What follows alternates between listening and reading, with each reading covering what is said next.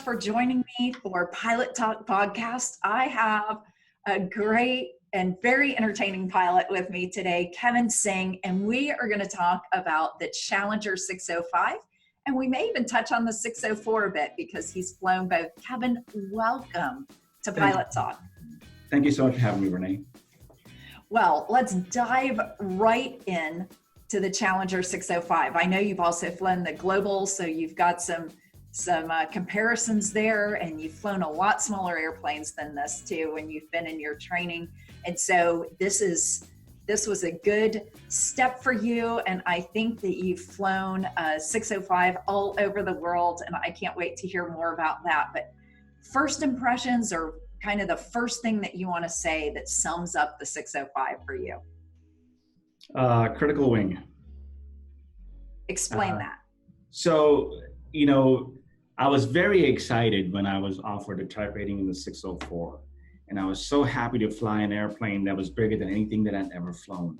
But as I went through the training, I was told over and over again about the swept back critical wing that the Challenger 600 design has. And I hate to start off this podcast with something negative, talking about the crash and stuff, but the 600s and the 605s are known to have this critical wing that if you do not de-ice them properly and you have a rotation that's more than 3 degrees per second as you're rotating at VR, it will not be an airplane that will be forgiving for you. So when you think about 604, 605s, of course you talk about, oh, it's a big fat airplane, a big cabin, the same size as the Global Express, the width is great, people love it, big space. But it does have a critical wing, and if you're flying in and out of airports where you need to de-ice because of the icing conditions, you better make sure that you're within your holding time and your wings are clean before you attempt a takeoff on that airplane. This airplane is notorious for having that issue. Well, that's great to know. 604 and 605 are often highly sought after as an aircraft purchase because it's a lot of airplane for the money, but definitely important to have experienced pilots who are familiar with that de-icing requirement if you're going to be flying in those kinds of conditions. Yeah, absolutely. So let's talk a little bit about performance of the aircraft and how it does in the air and climbing and landing and all that kind of stuff. From what I understand, the difference between the 604 and the 605 is going to be a little bit better landing performance and a little bit lower operating costs. Is that right? Well, no, because there is no difference between the engine or the fuselage or any other aerodynamics out there on a 604 versus 605. The only difference is the cockpit. So we went from old Proline 6.2 to the Proline 21 cockpit, which has already existed in the Hawkers and then such and other airplanes. So yeah, it did not really give you a better climb performance or takeoff performance or any of that. The passengers would only notice the difference because now they had a better, I would say, entertainment control panel on their side, a better satellite phone, newer galley, which had a nice CES panel, and that's the only thing that changed for the passenger. Everything else remains the same. For the pilot, everything remains the same when it comes to climb performance, cruising performance. It's not any faster, just a better display. So I love the airplane. It's a great airplane. It's a workhorse. It doesn't really break down if you maintain it right. Corrosion is the issue if you don't hangar it right. And if you're flying a St. Martin one day and the Aspen the other, and you're never hangering the aircraft anywhere, you don't have a good maintenance person take care of the aircraft, you will have issues with corrosion, 8-9 years down the road. So other than that, the airplane is reliable and a great aircraft to fly. Fantastic. Well, let's talk, this is a pretty big aircraft. Let's talk about seating capacity and configurations. And then, I'm going to touch about luggage because that's always a consideration for me. So you can order a different configuration for your cabin with the 604, 605. I've seen 12 packs where the last club seating, you got 2 seats instead of just 1, 2 on each side. So you can have 4 people with a table right in between them. And you can push the table down and you can turn that club seat into a bed. I have seen just 10 packs airplane and then 11 packs. The lab is belted, so you can actually carry 11 people in it if you want someone to sit in the lab. And the lab is comfortable size. Some people have bigger lab where you still have a window inside the lab, so you have natural light coming in.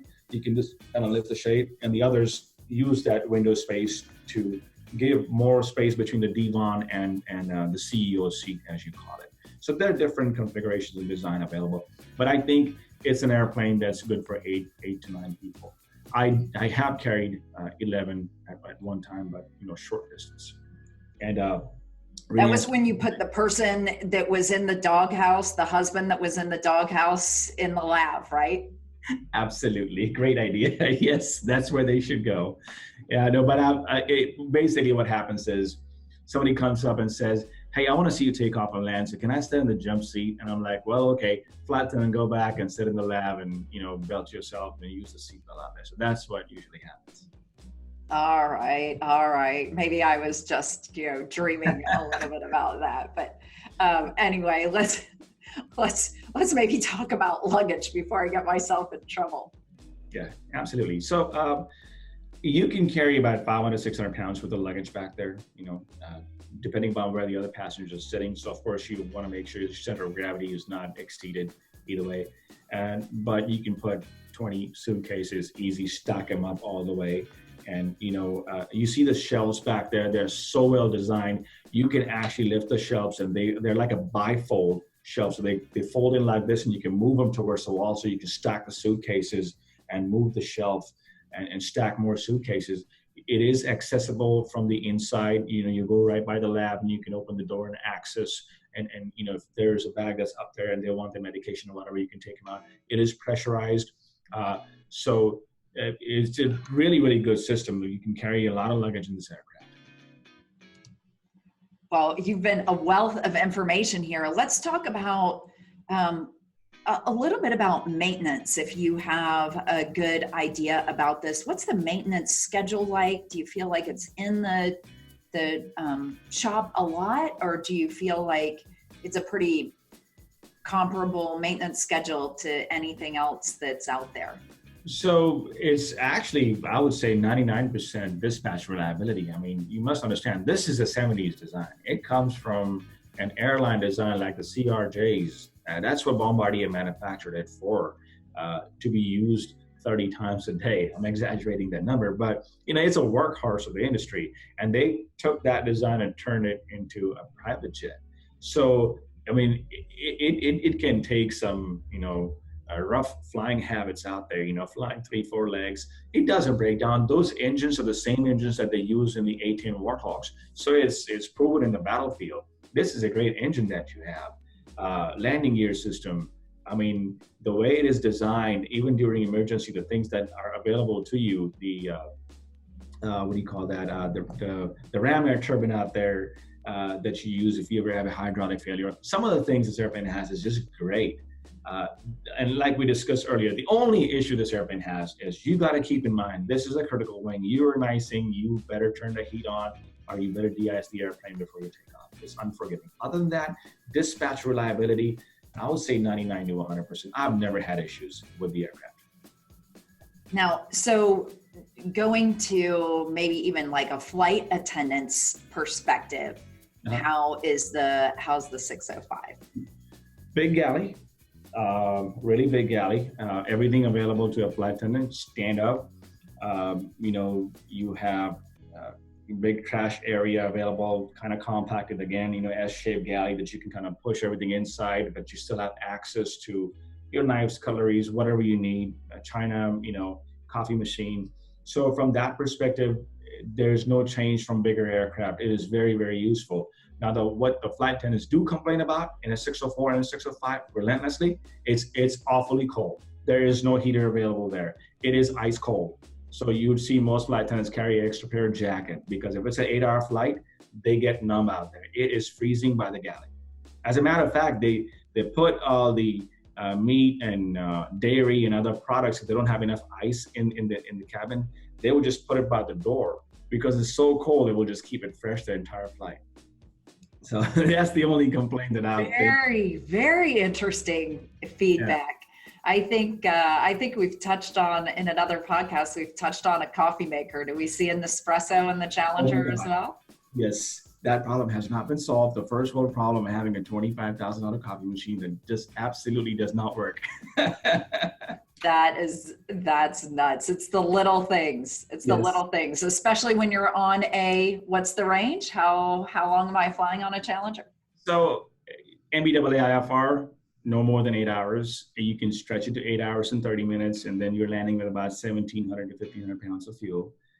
So yeah, I would say it is a good 8 hour and 30-minute airplane if you're pushing it. But make sure you check the weather. There's multiple options available for you. The weather's VFR, but strictly if you're going to an airport where you don't have much options, it's an 8 hour airplane. Okay, and how much in nautical miles? How far are you flying in that? So it comes out. Sales guy will tell you 4,000, but in all honesty, I would say 3,700. 3,700 nautical miles, yeah. But it's always advertised and sold as a 4,000 nautical mile airplane. I have not done 4,000 nautical miles ever. Do you know much about the operations costs of the 605? What are we looking at an hour? Have you calculated that? I would say 605 would be about $5,000 to $6,000 an hour, and I'm talking European operation. That's where I'm involved, a Middle Eastern operation. I'm sure the cost is a lot less when you involve an American operation. Great. Kevin, you are a fount of knowledge. I just want to thank you so much for talking with me about the 605. And for those of you who are listening, I've also done a podcast with Kevin about the Global 5000, 6000. And you're not going to want to miss his stories because he's had some adventures flying. Make sure you click over to the piece about Kevin Singh and his flying adventures.